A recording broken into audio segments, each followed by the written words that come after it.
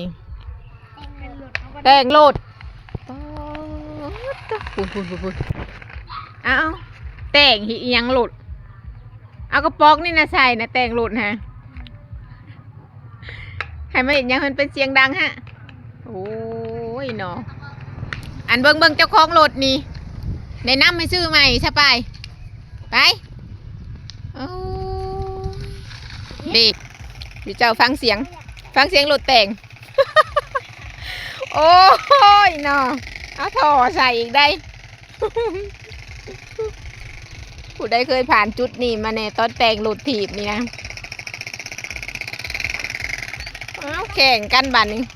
ดังแล้วบ่โลดเท่าน้อยๆนี่ดังแล้ว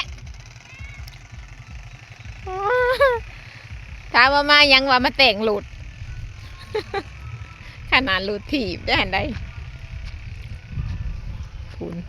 เมื่อแล้วบัดนี้พูน